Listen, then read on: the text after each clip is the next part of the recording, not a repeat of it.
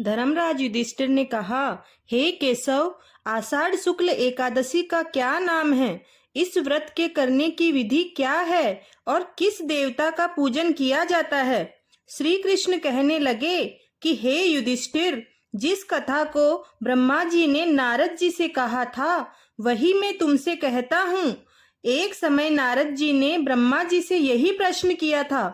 तब ब्रह्मा जी ने उत्तर दिया कि हे नारद, देवशयनी एकादशी का व्रत सब व्रतों में उत्तम है।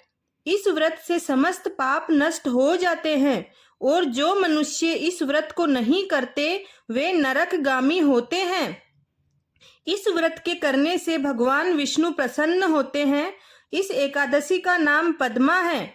अब मैं तुम्हें एक पौराणिक कथा कहता हूँ, तुम ध्यान लगाकर सुनो। सूर्यवंश में मांधाता नाम का एक राजा था जो सत्यवादी और महान प्रतापी था। वह अपनी प्रजा का पुत्र की भांति पालन किया करता था। उसकी सारी प्रजा खुशियों से भरपूर और सुखी थी। उसके राज्य में कभी अकाल नहीं पड़ा था। एक समय उस राजा के राज्य में 3 वर्ष तक बारिश नहीं हुई और अकाल पड़ गया। प्रजा अन्न की कमी के कारण अत्यंत दुखी रहने लगी। अन्न के न होने से यज्ञ आदि शुभ कार्य भी बंद हो गए। एक दिन प्रजा राजा के पास जाकर कहने लगी, हे राजा, सारी प्रजा त्राही त्राही पुकार रही है क्योंकि समस्त विश्व की सृष्टि का कारण वर्षा है।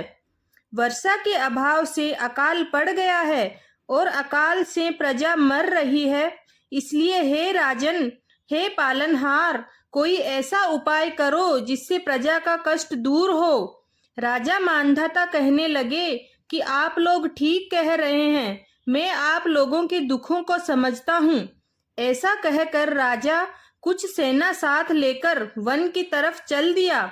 वह अनेक ऋषियों के आश्रम में भ्रमण करता हुआ अंत में ब्रह्मा जी के पुत्र अंगिरा ऋषि के आश्रम में पहुंचे।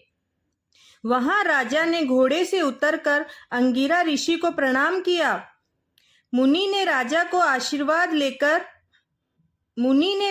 आशीर्वाद देकर उनसे आश्रम में आने का कारण पूछा।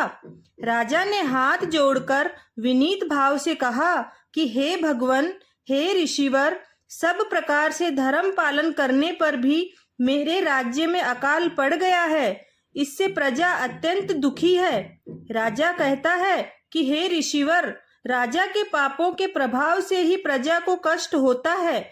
ऐसा शास्त्रों में कहा है। जब मैं धर्मानुसार राज्य करता हूँ तो मेरे राज्य में अकाल कैसे पड़ गया, इसके कारण का पता मुझको अभी तक नहीं चल पाया है। अब मैं आपके पास इसी संदेह को दूर कराने के लिए आया हूँ। कृपा करके मेरे इस संदेह को दूर कीजिए। साथ ही प्रजा के कष्ट को दूर करने का कोई उपाय भी बताइए। इतनी बात सुनकर ऋषि कहने लगे कि हे राजन, यह सतयुग सब युगों में उत्तम है। इसमें धर्म के चारों वर्णन चरण सम्मिलित है। लोग ब्रह्मा की उपासना करते हैं और केवल ब्राह्मणों को ही वेद पढ़ने का अधिकार है। ब्राह्मण ही तपस्या करने का अधिकार रखते हैं। परंतु आपके राज्य में एक शूद्र तपस्या कर रहा है। इसी दोष के कारण आपके राज्य में वर्षा नहीं हो रही है। इसलिए यदि आप प्रजा का भला चाहते हो तो उस शूद्र का वध कर दो। इस पर राजा कहने लगा कि हे महाराज, मैं उस निरपराध तपस्या करने वाले शूद्र को किस अपराध के लिए मार सकता हूँ? आप इस दोष से छूटने का कोई दूसरा उपाय बताइए। तब ऋषि कहने लगे कि हे राजन, यदि तुम अन्य उपाय जानना चाहते हो तो सुनो। आषाढ़ मास के शुक्ल पक्ष की पद्मा नाम की एकादशी का विधि पूर्वक पूजन करो, व्रत करो। व्रत के प्रभाव से तुम्हारे राज्य में वर्षा होगी और प्रजा सुख प्राप्त करेगी, क्योंकि इस एकादशी का व्रत सब सिद्धियों को देने वाला है और समस्त उपद्रवों को नाश करने वाला है। इस एकादशी का व्रत तुम प्रजा, सेवक तथा मंत्रियों सहित करो। मुनि के इस वचन को सुनकर राजा अपनी राजधानी को वापस आया और उसने विधि पूर्वक पद्मा एकादशी का व्रत किया। उस व्रत के प्रभाव से राज्य में वर्षा हुई और प्रजा को सुख पहुंचा।